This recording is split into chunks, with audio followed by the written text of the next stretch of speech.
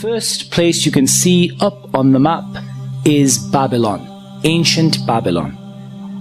And you can see here a picture of some of the ancient Babylonian relics. And Babylon is of course a particular area that is mentioned in the Bible and is mentioned in the Quran.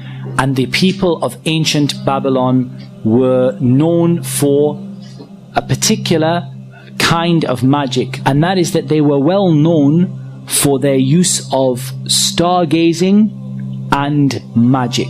So there is a relation in the magic of ancient Babylon between stargazing and astrology and magic. And they used to worship the 7 stars of Babylon, the 7 stars. They used to seek nearness to their gods through 3 things, particularly through the use of incense, the use of knots, and the use of sacrifice to other than Allah.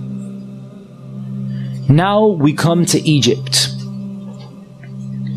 And as you can see there, we have a picture of Egypt, and we have some Egyptian hieroglyphics.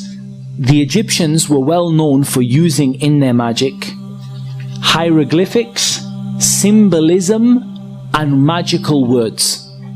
They have many manuscripts and scrolls that are written in hieroglyphics depicting the carrying out of magic. There was a particular place where they were known for the magic that they did, and you all know the story of Fir'aun and the magicians and how that came about. So this is indicating the ancient magic that took place in Egypt. Now we come to Persia. These were a people in ancient times who worshipped Allah alone. Their great military commander Rustum was one of the people who first introduced stargazing and astrology to the people of ancient Persia. What about magic in Islam? Magic in Islam is represented by letters, numbers, symbols, and signs that relate to the zodiac.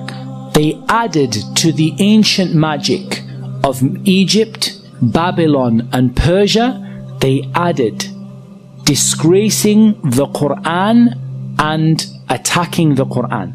So I want to explain to you magic in the light of an ayah in the Quran.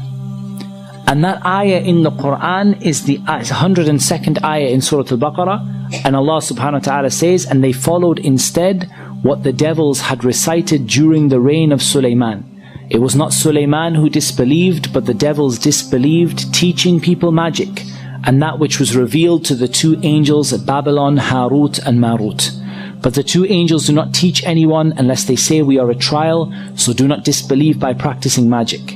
And yet they learn from them that by which they cause separation between a man and his wife, but they do not harm anyone through it except by the permission of Allah.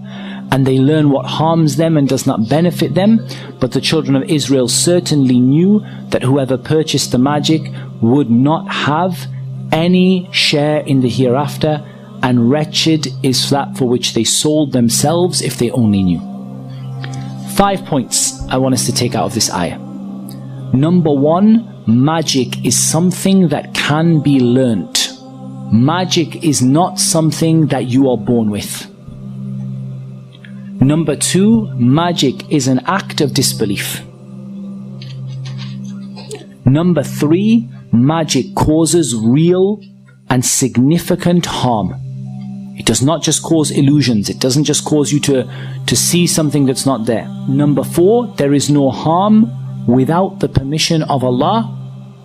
And number 5, there is no such thing as good magic or white magic. As for magic in the Sunnah, it is narrated that Aisha radiallahu anha said, a spell was put on the Prophet sallallahu alaihi wasallam until he imagined that he had done a thing when he had not done it. One day he made dua and he said, do you know that Allah has shown me in what lies my cure? 2 men came to me, and one of them sat at my head and the other at my feet. One of them said to the other, what is ailing the man? He said, he has been afflicted by magic. The other said, who have bewitched him? He said, Labid ibn al-A'sam. He said, with what did he perform the magic? He said, with a comb, the hair that is stuck to it, and the skin of the pollen of a male date palm. He said, where is it? And he said, it is in the well of Darwan. The Prophet ﷺ went out to the well and he came back and said to Aisha, its date palms are like the heads of devils. Aisha said, did you take it out? He said, no, Allah has healed me and I feared that it might bring evil upon the people. And then the well was filled in. What is the nature of the magician?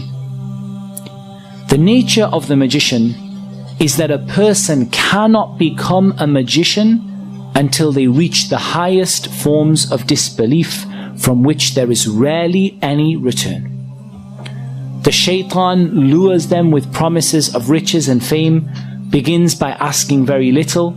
Once the person is hooked, the shaitan does not let them out of their grip. They must perform the most evil acts in order to remain as a magician. And in reality, rather than me telling you, I'd like to show you.